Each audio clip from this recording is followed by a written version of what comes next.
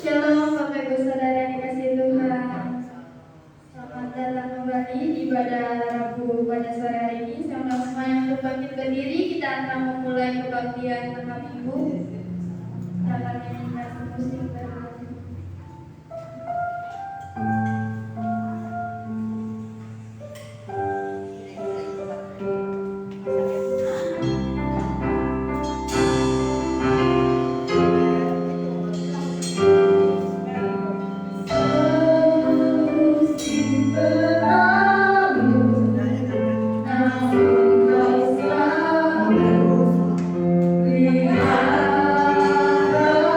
Aku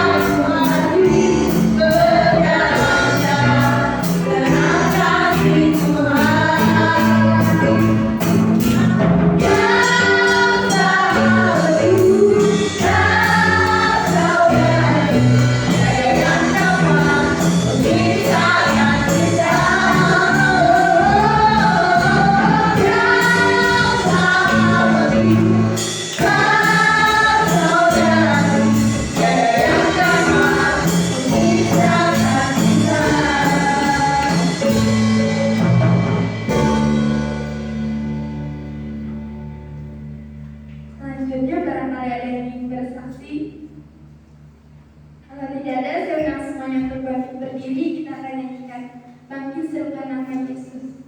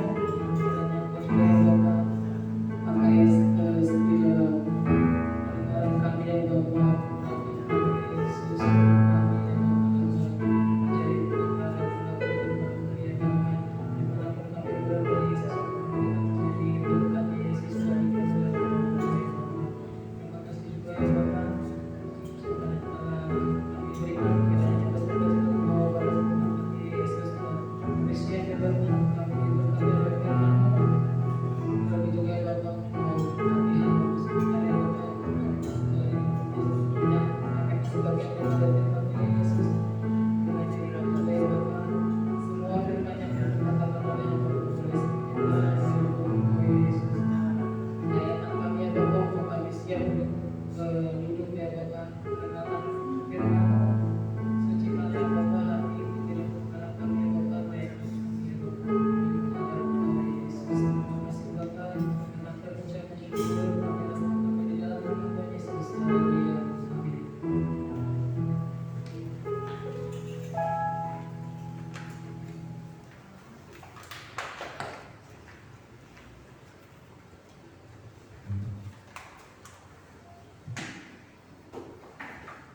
Haleluya. Amin. Haleluya. Haleluya. Haleluya. Apa kabar saudara? Apa kabar? Amin. Haleluya. Di tengah-tengah meremang ya. Ini waktu-waktu kadang-kadang ya ada yang beberapa jemaat yang panen waktu-waktu ini ya, karena sibuk menikmati berkat Tuhan. Dan kita semua yang hadir pada saat malam hari ini adalah orang-orang yang diberkati, yang tetap menjaga spiritnya. Tema yang saya akan bagikan pada saat petang hari ini adalah keep the spirit. Ada yang tahu artinya? Apa? Abigail? Keep the spirit. Jaga semangat, jaga api itu tetap berkobar. Nah, yang saya ingin tekankan pada saat sore hari ini adalah kita menjaga rasa lapar dan haus. Di tengah-tengah bulan Ramadan, rasa lapar dan haus itu harus ditahan ya. Saudara-saudara kita sedang hari-hari ini menahan lapar dan haus selama 1 bulan. Dan secara roh kita juga harus mempertahankan rasa lapar, rasa haus. Bukan hanya secara jasmani orang lapar dan haus, tapi secara roh ini yang lebih penting. Kadang-kadang orang Kristen banyak yang sudah kehilangan rasa lapar dan rasa haus akan Tuhan. Betul? Sudah tawar hati ke gereja, sudah tidak lagi menikmati pujian dan penyembahan, sudah tidak lagi haus akan firman Tuhan. Kalau dengar firman Tuhan bawaannya gosip, bawaannya ngobrol, karena nggak ada rasa haus dan lapar, tidak ada kehausan yang mendalam. Nah, kita mau baca satu ayat, Matius pasal 5 ayat 6. Bagaimana kalau kita memiliki rasa lapar dan haus? Apa yang Yesus katakan di sini? Ini adalah bagian dari khotbah Yesus. Kalau saudara lihat di aplikasi Alkitab, itu tanda merah, ya, betul? Coba cek. Itu berarti bukan perkataan orang sembarangan. Ini perkataan Yesus sendiri. Berbahagialah orang yang lapar dan apa? Haus akan kebenaran, karena mereka akan dipuaskan. Coba lihat bahasa Inggris dulu. Apakah di situ tetap apa sih bahasa Inggris berbahagia itu? Happy ya? Coba kita lihat. Ternyata beda. Blessed are they which do hunger. Dan sampai situ aja. Berarti dalam terjemahan aslinya dikatakan diberkati. Ya, kalau terjemahan Indonesia berbahagialah orang yang lapar dan haus. Kalau dalam terjemahan King James-nya, makan cucu lagi ya. Bapak lihat dalam terjemahan King James-nya KJV itu singkatannya, kalau ada yang nanya KJV apa, KJV King James Version ya. Blessed, diberkati. Kalau saya dan saudara memiliki rasa haus, memiliki rasa lapar, itu diberkati. Amin. Amin. Masih ada rasa lapar? Masih ada rasa haus? Fokus pada Tuhan. Ya. Karena Yesus berkata, kalau engkau lapar, kalau engkau haus akan kebenaran akan Tuhan, itu engkau diberkati. Amin. Mau diberkati? Kalau kita haus dan lapar yang luar biasa, hari itu saya bilang, Ciloni karena hari Minggunya mau pergi ya Cil waktu itu ya, ikut ibadah pemuda remaja. Bayangin. Itu saya rasa saya maksudnya Ciloni bisa seperti itu karena ada kehausan. Oh nanti hari Minggu saya nggak ibadah, saya akan kehilangan suatu berkat. Saya ganti di hari Sabtu supaya saya tidak kehilangan berkat itu. Betul? Ya kan? Itu namanya kita punya rasa haus, masih punya rasa lapar. Orang kalau lapar gimana sih? Ya, dahaga. Ini jam-jam buka puasa nih, ini udah buka ya. Itu godaan kalau puasa itu jam 3, jam 4. Betul? Itu pengujian paling berat orang berpuasa. Jam-jam segitu. Tiba-tiba tukang bakso lewat.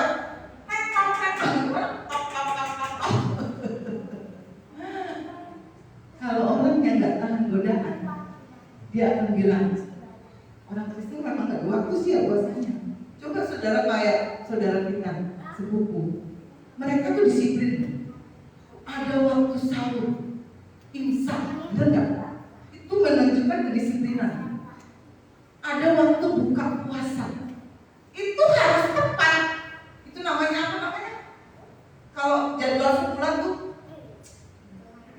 saya lupa. Itu kan ada namanya ya. Itu sudah terjadwal. Sudah bisa nggak kayak gitu?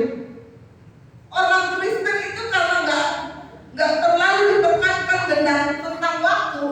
Kadang-kadang jam 12, ini lagi puasa, jam 12, nong lewat.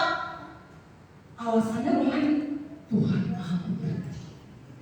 Bukalah jam 12, itu mah bukan puasa, telat makan. Betul? Kita kadang-kadang kalah loh kedisiplinannya sama saudara sepupu kita. Mereka hidup tetap dalam masalah waktu. Doanya aja 5 waktu loh. Saudara 5 waktunya cuma makan, bangun tidur makan, makan pagi, makan siang, makan malam, tidur malam. Saudara benar 5 waktu, tapi cuma semenit. Tapi mereka 5 waktu benar-benar ada waktu-waktunya. Itu kita harus belajar. Coba saudara jangan teremehin saudara kita yang berpuasa saat ini. Saudara coba aja, walaupun saudara sahur, coba. Kalau saudara kuat sebulan, betul? Coba ya. Oh kan sahur, mereka tuh sahur, coba aja. Jangan suka meremehkan orang lain, ya. Nah, ketika kita cari Tuhan dengan rasa haus dan lapar, ketemu Tuhan, kita pasti dapat segalanya. Engkau yang punya rasa haus dan lapar mencari Tuhan, mungkin dengan berpuasa, dengan baca firman, dengan ikut ibadah, kita dengan penuh kerinduan yang mendalam, seperti rusa yang haus, rindu aliran sungai Tuhan. Engkau pasti dipuaskan. Engkau dapat segalanya. Ini yang dialami Salomo. Ada yang kenal Salomo? Rizky datang. Ada yang kenal Salomo? Kenal nggak? Raja. Saudara, Salomo itu, ya, Salomo. Salomo itu awalnya ya mati-matian mengejar Tuhan. Kayak bapaknya Daud. Ini Salomo anaknya Daud ya. Dia begitu mengejar Tuhan, haus dan lapar akan Tuhan, diberikan segalanya buat Tuhan.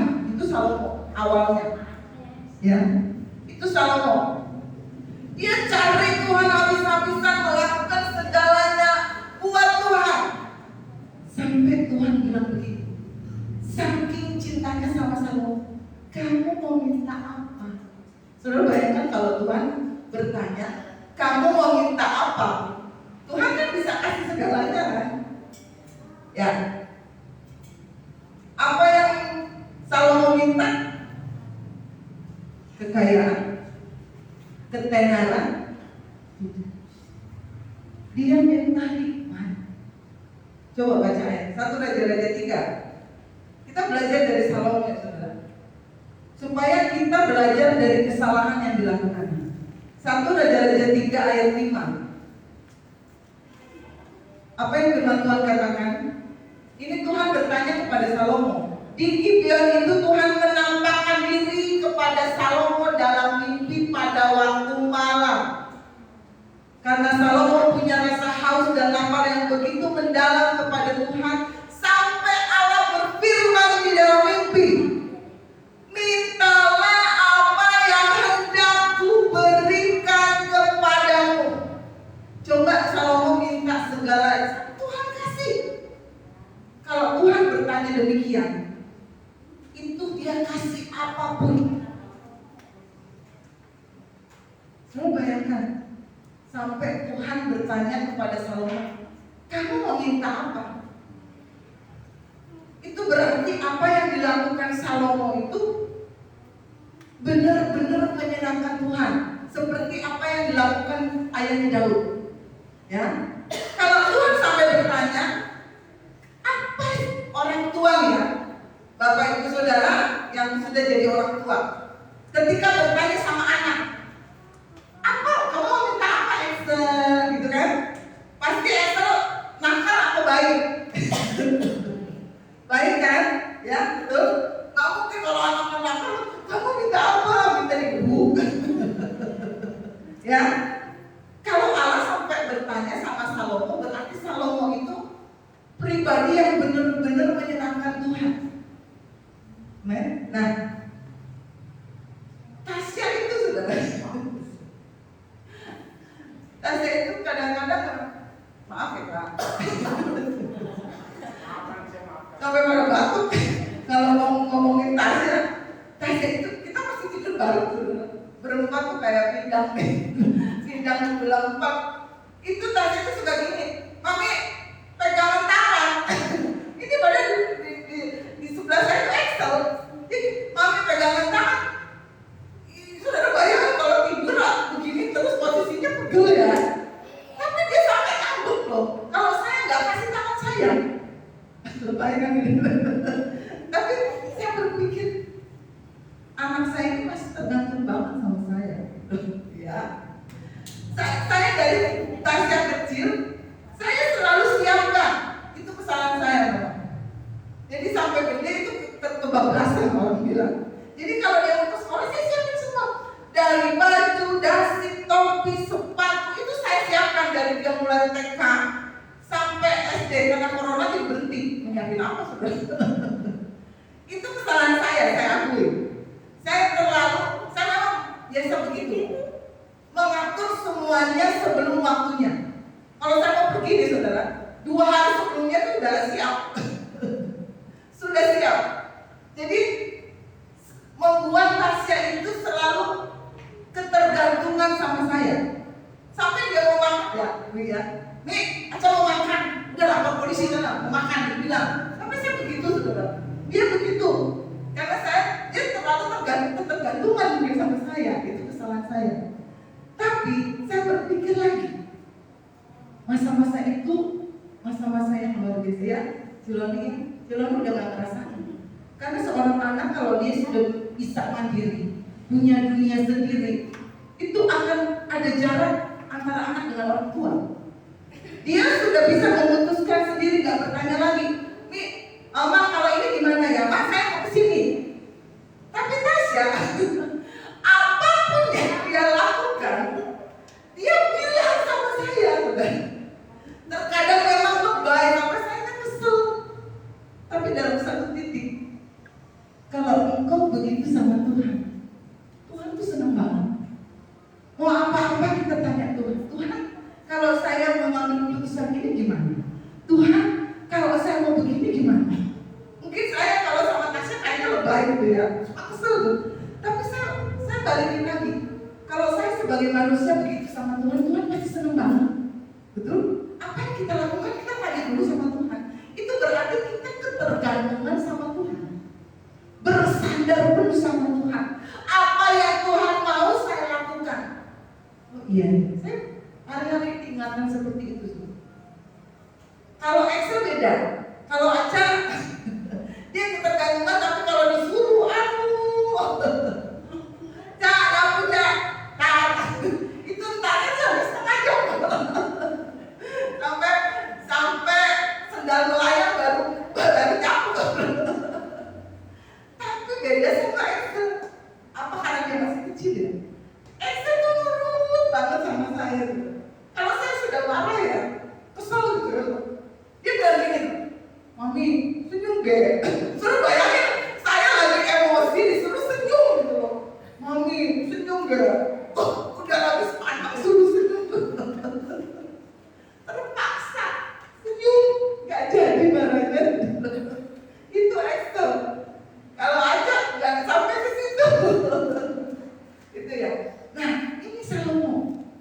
Salomo itu begitu memikat hati Tuhan. Sampai Tuhan tanya, kamu mau minta apa? Sekarang saya tanya sama Leo, kalau ntar malam kamu mimpi, Allah berfirman sama Leo, mintalah apa yang hendak kuberikan kepada maksudnya. Kamu mau minta apa? Leo mau minta apa? Kenapa? Ih, ikut-ikut Salomo. Niru-niru Salomo, benar. Amin. Ya, berarti poinnya Salomo itu sangat-sangat memikat hati Tuhan. Nah, itu Salomo awalnya nyenengin banget Tuhan, sampai Tuhan kelepek-kelepek. Saudara pernah dibuat kelepek sama seseorang? Oh, kena sama pasangan hidup. Ya, pernah ya. Itu Tuhan bersama Salomo. Awalnya Salomo ngejar Tuhan, tapi waktu berjalan, ini yang harus orang Kristen hati-hati. Ya, belajar benar-benar dari Salomo. Ketika waktu berjalan, awalnya Salomo ngejar Tuhan, haus dan lapar, mati-matian ngejar Tuhan. Lama-lama karena pergaulan, Salomo bukan lagi ngejar Tuhan. Ngejar apa saudara? Wanita. Ada berapa wanita Salomo? Hitung ratus. Baca ya. Awalnya Salomo ngejar Tuhan ya, tapi fokusnya beralih. 1 Raja-Raja 11 ayat 3. Ini salah satu kesalahan Salomo sampai dia menyimpang dari Tuhan. Iya itu Salomo, bukan dia guru besar Allah, bukan. Salomo mempunyai 700 istri dari kaum bangsawan dan 300 kunti. Istri-istrinya itu menarik hatinya dari mana? Saya nggak habis pikir. 1000 ya, 700 tambah 300. Ini Salomo pria macam apa? Saya nggak habis pikir saudara. Saya dengar orang beristri 5 aja udah kaget. Ini 1000 loh. Jadi 1 tahun berapa hari? 300. Ini 1000 berarti satu istri dapat jatah 2 tahun sekali kan? Ya kan? Kalau misalnya kita kalkulasi, betul? Saya 1 hari di rumah ini, 1 hari di rumah ini 1000 saudara. Itu pasti Salomo punya manajer istri. Oh, Salomo bertanya lagi, hari ini di istri nomor berapa? Betul? Loh, logikanya begitu kan? Gak mungkin 1000 itu ngumpul di satu tempat. Ini rumah tangga apa rumah sapi gitu. Ya kan? Satu istri 1000 ngumpul, gak mungkin. Pasti tersebar. Setiap lingkungan ada. Lu bayangkan, yang awalnya Salomo mati-mati yang kejar Tuhan, sampai Allah bertanya, apa yang kamu mau? Tapi waktu berjalan, Salomo menyimpang dari fokus awal. Dia tidak lagi punya rasa lapar dan haus akan Tuhan. Bahkan dia mempunyai 700 istri. Di kuda-kuda peliharaannya banyak, saudara. Pada zaman Salomo tuh gak ada mobil, gak ada Alfa, gak ada Xenia, gak ada Innova, gak ada. Dulu orang tuh punya mobil itu punya kuda. Jadi kuda itu seperti kendaraan zaman sekarang. Itu kudanya Salomo banyak. Kalau nggak salah belasan ribu. Saudara bayangin ya. Salomo betapa sangat kayanya diberkati Tuhan. Selain dia koleksi istri dari berbagai benua, ada kulit hitam, kulit putih, sawo matang, jeruk gegas, ada pasti Salomo punya koleksi itu. Saudara bayangin, dia punya koleksi kuda, ya, dari kuda ini, kuda itu, kuda ini. Kalau sekarang punya koleksi mobil, pesawat pribadi, apalagi ya, itulah banyak. Salomo punya segalanya. Dulu Salomo membuat Tuhan segalanya. Tapi pada saat dia fokusnya tergantikan, dia koleksi istri, koleksi kuda, dia ingin kemasyhuran, kekayaan, dapat kesuksesan. Saudara bayangkan sampai saudara baca cerita Salomo. Sampai awalnya memang dia punya hikmat. Ratu Sheba datang ke dia untuk ingin menyaksikan secara langsung bagaimana hikmat Salomo. Orang-orang dari seluruh benua itu pada datang kepada kerajaan Salomo. Tapi pada akhirnya, ketika Salomo mempunyai segala, istrinya banyak, kuda-kudanya banyak, semuanya dia punya. Kalau orang bilang itu sempurna secara manusia. Tapi apa yang dikatakan Salomo pada akhirnya? Ini kita harus belajar. Pengkhotbah 1 ayat 1 sampai 2. Ini yang pengkhotbah itu ditulis oleh Salomo. Pengkhotbah 1 ayat 1 sampai 2. Apa akhirnya? Endingnya. Inilah perkataan pengkhotbah anak Daud raja di Yerusalem. Apa yang dia katakan? Ayat 2. Kesia-siaan belaka, kata Salomo. Diulang lagi, saudara. Kesia-siaan belaka, diulang lagi. Segala sesuatu adalah. Ini perkataan orang terkaya yang pernah hidup di muka bumi. Semuanya sia-sia. Saudara kalau baca khotbah itu apa yang engkau cari, apa yang engkau kejar, semua sia-sia. Manusia hidup seperti itu. Saudara baca itu tuh pelajaran kehidupan. Saudara baca di rumah ya. Kalau baca sekarang nanti sampai jam 9. Baca di rumah bagaimana akhir hidup seorang Salomo. Apa yang dia katakan? Segala sesuatu adalah sia-sia. 1000 istrinya sia-sia. Kuda hewan peliharaannya sia-sia. Karena pada akhirnya di hatinya menjauh dari Tuhan. Tidak ada rasa lapar dan haus lagi sama Tuhan. Semua memang didapat Salomo, tapi dia hidup tanpa kebenaran di dalam Tuhan. Dia kehilangan semua. Jangan sampai kita kehilangan rasa lapar dan haus. Pertanyaannya, bagaimana sih kajian? Caranya supaya kita tetap menjaga rasa haus dan rasa lapar akan Tuhan. Itu yang lebih penting. Betul? Itu sangat penting. Kita ikut Tuhan berapa tahun? Ada yang baru 1 tahun? Gak ada ya, itu lama semua. 5 tahun. Yang 5 tahun ikut Tuhan, acak, aku udah 11 tahun. Ya, rata-rata sudah di atas 10 tahun, betul? Sudah di atas 15 tahun, sudah di atas 20 tahun. Rata-rata tidak ada yang baru, tapi ketika mungkin kita awal ikut Tuhan, api kita menyala-nyala, kita haus dan lapar, haleluya. Tapi ketika waktu berjalan seperti Salomo, kadang-kadang ada gesekan. Kadang-kadang ada tabrakan, bukan tabrakan secara fisik, tabrakan WA. Kenapa senyum? Kadang-kadang mengalami selisih paham.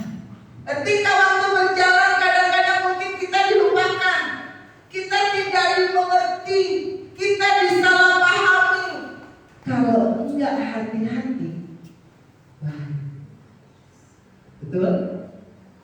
Kalau gesekan, bahaya.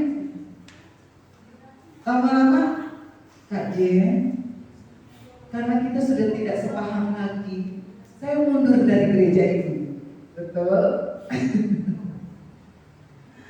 Kalau nggak hati-hati, rasa lapar dan rasa haus akan Tuhan itu bisa hilang. Sudah tawar hati, tidak ada gairah untuk ke gereja, tidak ada gairah untuk berdoa, tidak ada gairah untuk baca firman. Hati-hati saudara. Bagaimana caranya agar kita tetap menjaga rasa lapar dan rasa haus akan Tuhan dan kebenarannya? Ini disiplin yang utama. Doa dan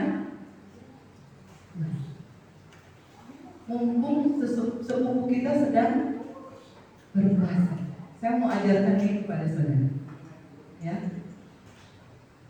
Doa puasa itu salah satu yang bisa menjaga rasa lapar dan rasa haus saudara akan Tuhan. Apa sih manfaat doa puasa kajian? Doa puasa yang benar loh ya saudara. Kalau cuma puasa gak ada berdoanya, itu namanya gini. Tapi kalau cuma doa gak ditambah puasa, kuasa doanya tidak maksimal. Ya, berhubungan kan? Nah, apa manfaat doa puasa yang benar? Yang pertama, menjaga rasa haus dan lapar akan Tuhan. Ini saya pernah praktekkan sama Blacky. Kita praktek aja langsung. Blacky itu pernah dikasih apa-apa tuh gak disentuh. Sebel kan saudara? Anjing aja belagu. Itu tuh si Blacky. Soulmate-nya Doni. Yes. Ayam bebe Don. Dia yang selalu ngasih tulang sama Blacky. Iya. Pernah Blacky itu gak mau makan apa. Keselin saudara ya. Kasih ini gak mau. Saya puasa ini. Nanti sehari 2 hari. Pada hari kedua dikasih apapun terbukti sudah puasa. Itu juga dilakukan oleh peternak. Saudara baca di Google. Peternak itu mempuasakan hewan ternaknya untuk apa? Menjaga selera makan ternaknya. Itu dipuasain kadang-kadang. Itu betul. Supaya menjaga selera makan. Kadang-kadang hewan ternak itu ada kalanya bosan kali ya, gak mau makan. Itu peternak itu mempuasakan hewan ternaknya. Supaya apa? Dijaga selera makannya. Itu nafsu makan itu penting saudara. Nah itu sebabnya kalau kita mempuasakan daging, kalau puasa itu daging itu ditekan, rohnya bangkit, ngasih makan roh. Itu namanya doa puasa. Ya, doa puasa yang benar loh. Jangan saya doa puasa tapi jam 12 kadang-kadang Tuhan mengerti keadaan tubuh saya. Ya, belajarlah dari saudara kita. Saya nggak mau muluk-muluk tentang puasa. Belajar seperti mereka. Mereka disiplin, saudara. Saya salut. Benar-benar saya salut. 30 hari mereka disiplin. Yang puasa tuh. Tapi daripada buka. Terus, semua masuk pada buka sekarang. Godaannya semakin banyak. Nah, ya nggak apa-apa sih sebenarnya ya. Kalau kita puasa terus, saya bilang sama David, saya puasa lihat orang makan sekarang udah biasa. Udah terlatih. Lumayan 2 tahun ini sudah terlatih gitu. Tapi saya agak itu juga sih. Baru 2 tahun saya mendisiplinkan diri saya puasa 40 hari. Baru mulai tahun kemarin, bayangin hamba Tuhan macam apa saya di kota besar itu hamba-hamba Tuhan itu tiap tahun, saudara. Tanya Cidesi, mereka punya agenda puasa tiap tahun. Saya baru tahun kemarin melakukannya. Maafkan saya Tuhan. Tapi saudara, mempuasakan jasmani akan membuat roh kita haus. Betul, saya ngalamin. Ketika tahun lalu saya mulai belajar puasa 40 hari itu pandemi mulai, eksternal kena demam berdarah. Di titik itu saya punya rasa haus dan lapar. Saya bikin jam doa setiap pagi dan ya kalau nggak jam 4 jam 5 itu pasti saya berdoa. Tidak mungkin tidak, kecuali hari Minggu anak gerejanya dibersihin. Itu kedisiplinan. Nah, para peternak mempuasakan hewannya supaya apa? Menjaga selera makan. Begitu juga dengan tubuh kita. Ketika kita melakukan puasa, itu jasmani itu dijaga selera makannya juga. Dan roh kita dikasih makan. Masalahnya dengan Salomo, kembali lagi ya. Sepertinya Salomo itu jarang puasa seperti bapaknya. Bapaknya Daud rajin. Coba kita baca. Ayat ini memang tidak menunjukkan kalau Salomo jarang puasa, enggak tertulis demikian. Tapi kalau kita baca misalnya begini, Abigail misalnya ya.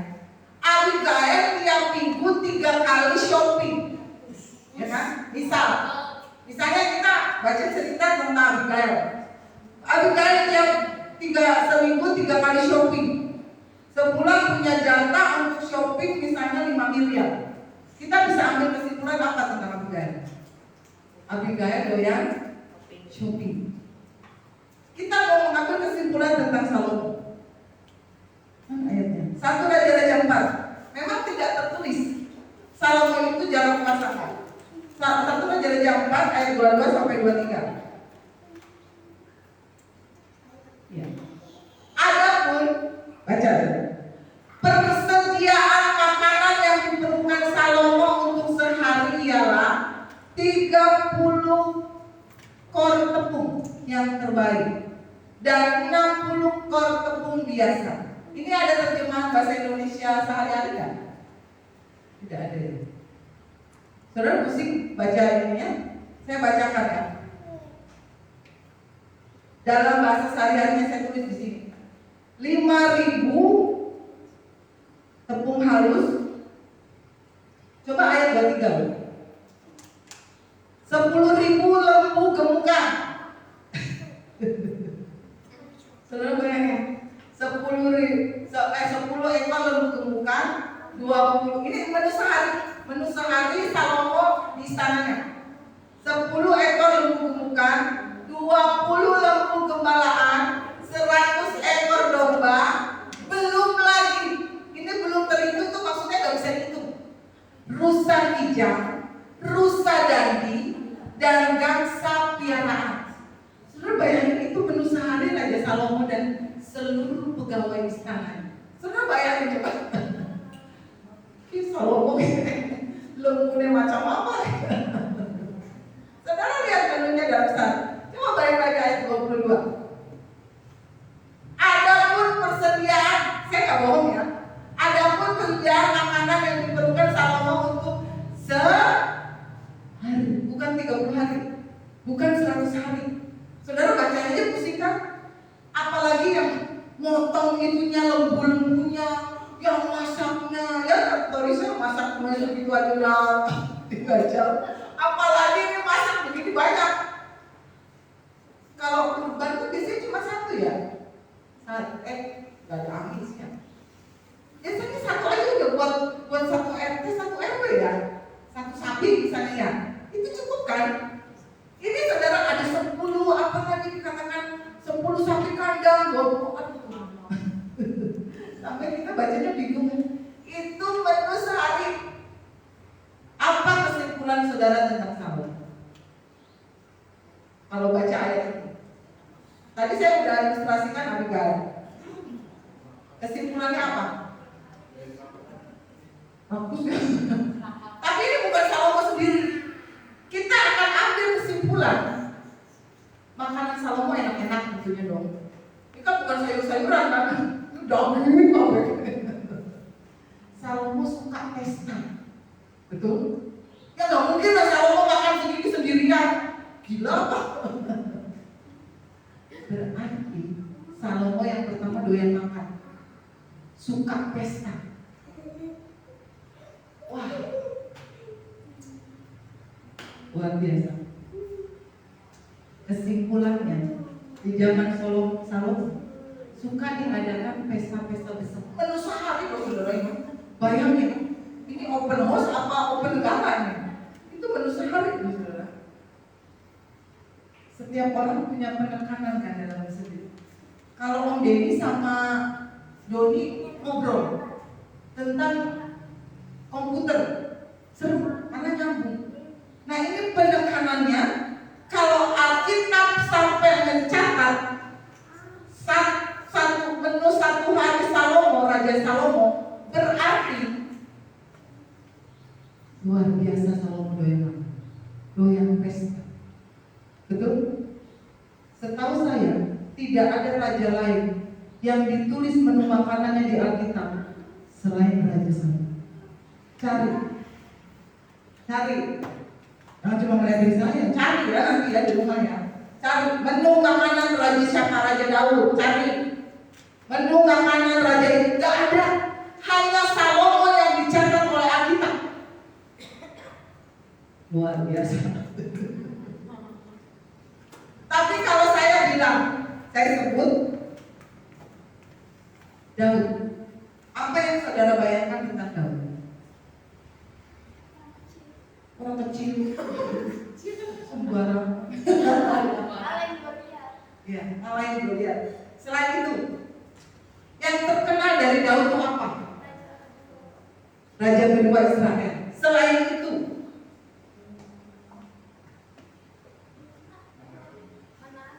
Daud itu suka memuji Tuhan, suka berdoa. Apakah dicatat dalam Alkitab menu makanan Daud dalam satu hari? Kalau saudara berkata tentang Daud, yang diingat pasti pujian penyembahannya. Daud itu sehari-harian memuji Tuhan. Ada pondok Daud, di pondok itu semua memuji Tuhan. Sebelum Daud pergi perang, di pondok Daud ada pujian penyembahan yang dinaikkan bagi Tuhan. Itu yang saudara tahu tentang Daud.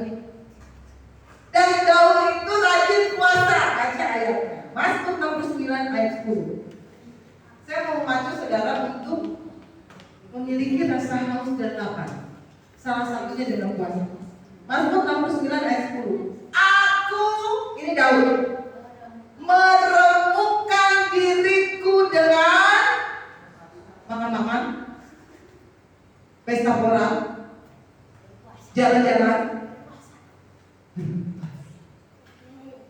Saudara, apa yang terlintas di pikiran saudara ketika membaca aku meremukkan diri dengan berpuasa? Apakah puasanya hanya sampai jam 12? Enggak mungkin. Kalau orang remuk, itu dia bertahan mati-matian. Betul? Remuk itu hancur. Kalau Daud sampai berkata dia hancur dengan berpuasa, berarti puasa yang dilakukannya adalah puasa yang sungguh-sungguh. Ketika dia berpuasa, dia memuji menyembah Tuhan, dia meremukkan dirinya, dia merendahkan dirinya, dia mengagungkan Tuhan, dia menekan jasmaninya, dia membangkitkan Tuhan. Itu namanya meremukkan diri. Engkau bertahan mati-matian dengan berpuasa. Saya tahun ini ditantang lagi sama Tuhan. Tahun lalu saya melakukannya sebelum kenaikan. Puasa 3 hari 2 malam. Hari ketiga sudah ada. Seperti saya mengambang di atas air. Om Denny tahu. Aduh. 3 hari. Tahun ini saya ditantang lagi nih sama nggak kamu menemukan diri bagiku? Saya akan coba. Itu saya lihat tanggalnya pas mau lebaran. Kenaikan itu barengan dengan Idul Fitri. Wah, seru nih momen ini. Saya akan ambil momen ini. Saya menemukan diri saya. Saya ajak kalau ikut ya aku jangan kak. Kalau kamu pingsan gak ada yang ngomong. Dia mau ikut saudara. Kemarin aja waktu puasa 40 hari dia ikut, tapi lama-lama kan dorong. Dia pengen ikut saudara. Saya salut. Seumuran Pak, kayak abis saya sekolah Alkitab aja saya puasanya masih kadang main-main gitu. Bener, saya jujur. Abis sekolah Alkitab kadang saya puasa itu sampai jam 12. Terus bayangin. Saya baru sadar 2 tahun terakhir ini. Puasa itu harus sungguh-sungguh.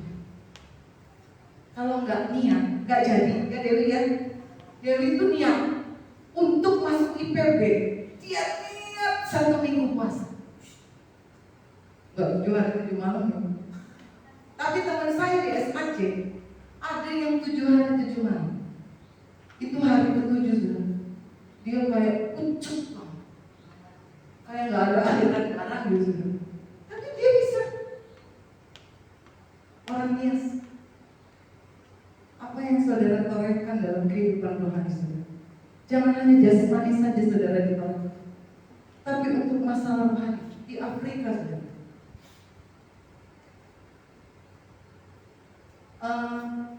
Gerejanya itu termasuk gereja terbesar di dunia.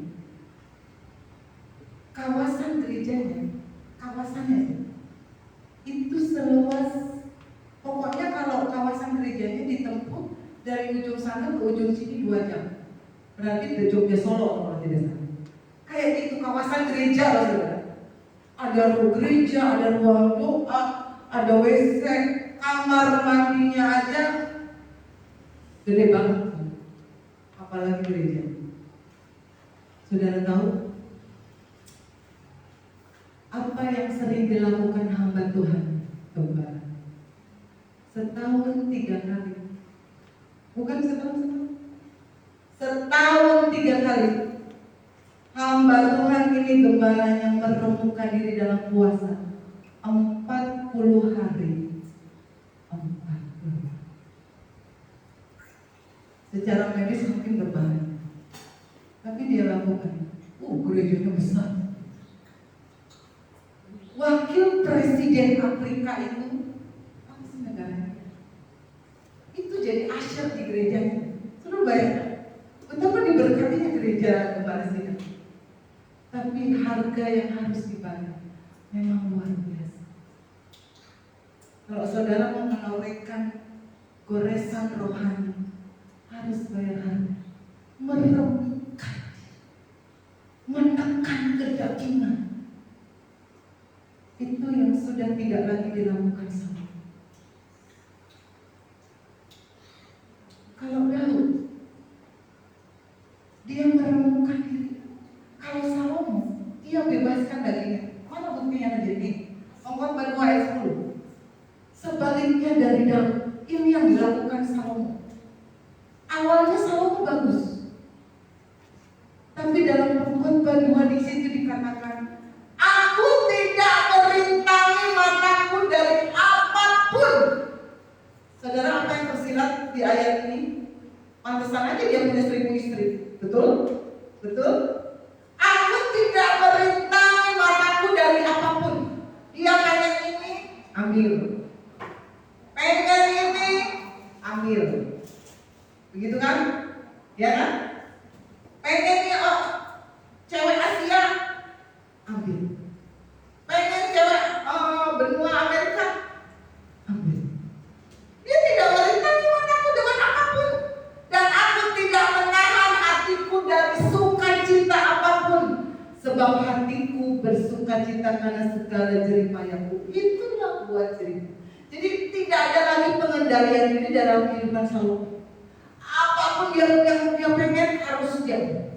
Apapun yang dia mau harus dilakukan.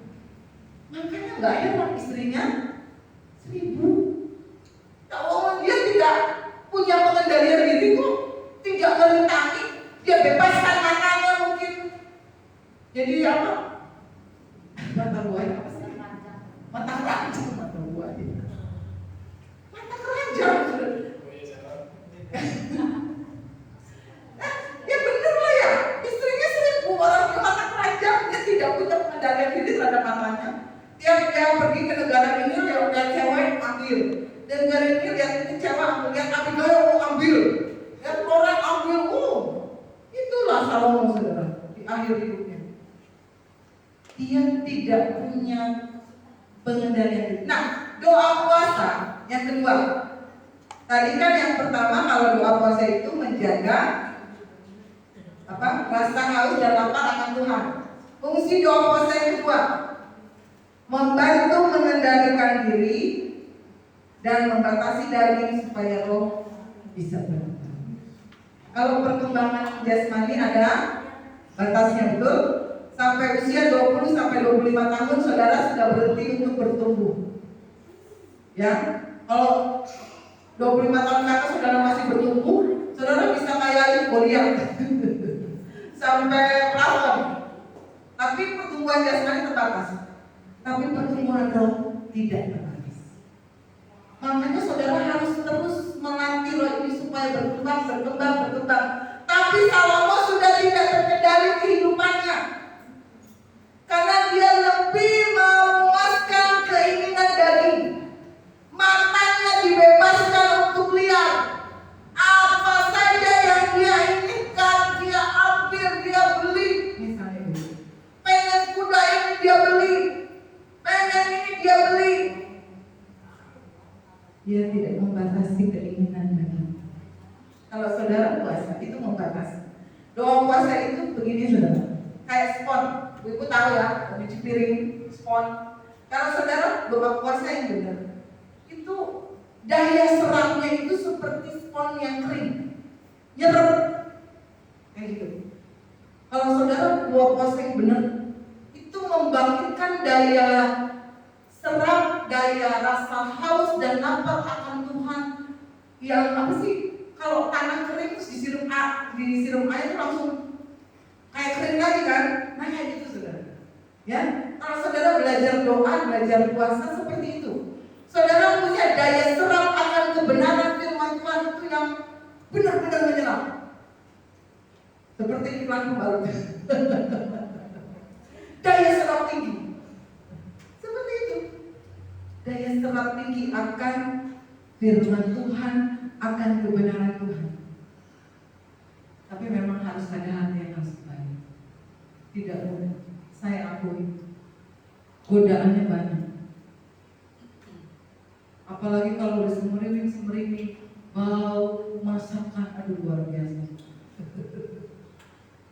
Tapi kalau saudara bisa melewati, nanti Tuhan akan bertanya, Sinta, apa yang ingin aku berikan kepadamu? Tante Norisa, apa yang ingin aku berikan kepadamu? Kita akan diberkati. Kalau kita punya rasa lapar, rasa haus, belajar. Sekali lagi saya akui, saudara-saudara sepupu saya itu luar biasa. Mereka tiap tahun puasa 30 hari, mendisiplinkan tubuh jasmani. Kalau kita, supaya roh kita itu bangun. Kalau daging ini lemah saudara, yang kuat itu roh. Coba. Kalau tubuh ini lemah, tidak berdaya karena tidak diberi asupan makanan, yang bangkit itu roh saudara.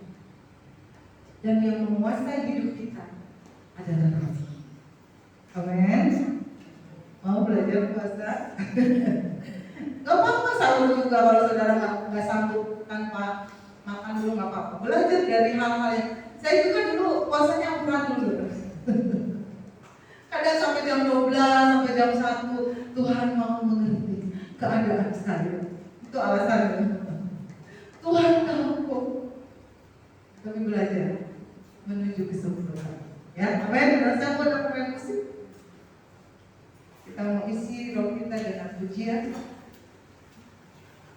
Jadikan roh ini tetap terjaga rasa haus dan lapar kepada Tuhan.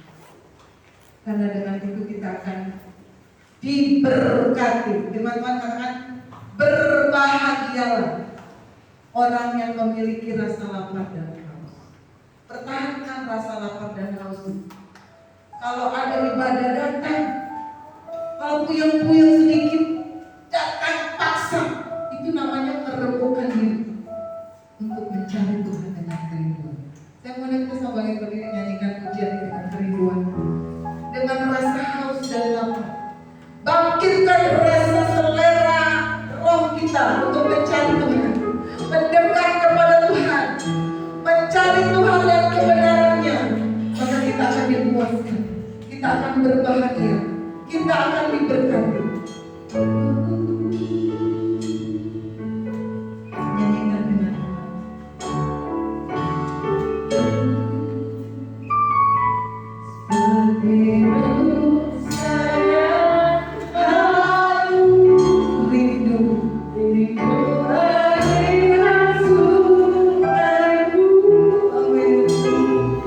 buat hati kami tidak tahan.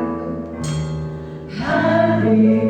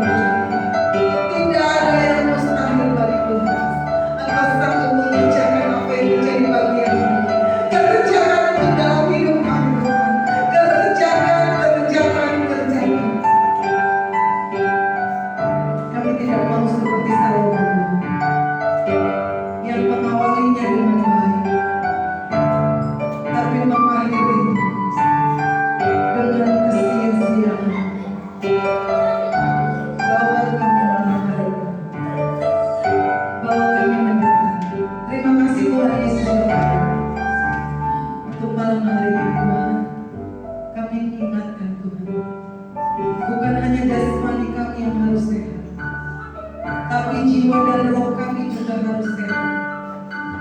Ada kehausan, ada kelaparan dalam roh kami, untuk kami mencari Tuhan, mengejar kehadiran-Mu, mengejar hadirat-Mu.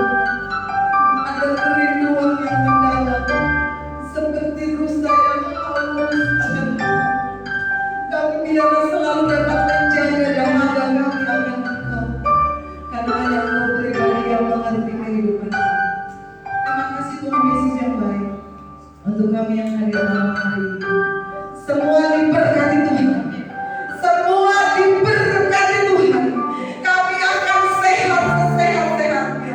Firman Tuhan yang disampaikan, yang kami baca, yang kami dengar, tidak akan berlalu dengan sia-sia.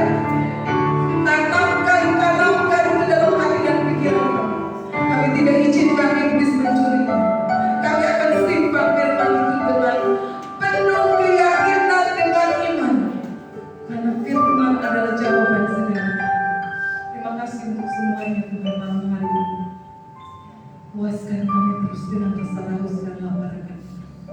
Dimanapun kami berada, apapun yang kami hadapi, kami mau tetap merindukan. Kami mau tetap mencari Tuhan.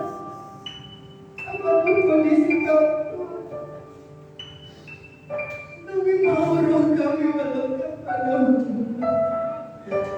Sekalipun kami harus menemukan diri Tuhan dengan doa dan puas. Kami harus menemukan diri dengan pengorbanan, dengan bayar harga. Tapi tidak apa-apa Tuhan, karena bagi kami Kau segala. Apapun yang Kau inginkan dalam hidup kami, kami mau merenungkan hidup kami bagi Engkau. Apapun yang Kau minta dalam hidup kami,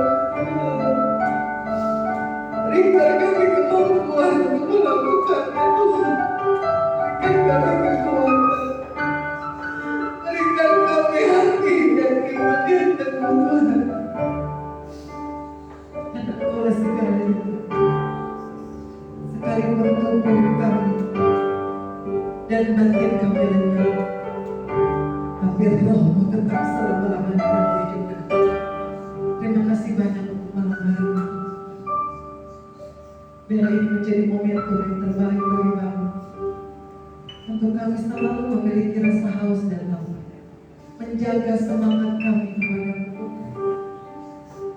Karena iblis ingin kami jatuh, iblis ingin kami lemah, iblis ingin kami lari daripada-Mu. Tapi malam hari ini ada tamu yang terulur bagi kami, yang selalu mengatakan bahwa Kau baik-baik saja. Ada mata yang selalu memandang kami dengan kasih, mata yang memberikan kami pengharapan. Terima kasih Tuhan malam hari ini. Ampuni kami Tuhan. Seringkali kami main-main dalam mencari Tuhan. Ampuni kami Bapa. Kami seringkali tidak menggunakan waktu yang ada. Ampuni kami, maafkan kami. Biarlah mulai malam hari ini ada tekad yang kuat yang Kau bangkitkan dalam hati kami masing-masing, untuk kami memberi yang terbaik buat Tuhan. Apapun harga yang harus kami bayar, pengorbanan apapun yang harus kami berikan kepada-Mu Tuhan, kami mau belajar menjalankannya Tuhan. Setelah hati-Mu disenangkan Tuhan, kami mau diberkati, kami mau berbahagia Tuhan. Kami mau selalu menang dalam setiap persoalan kami. Kami mau injak-injak masalah kami malam hari ini. Berikan kami iman yang teguh.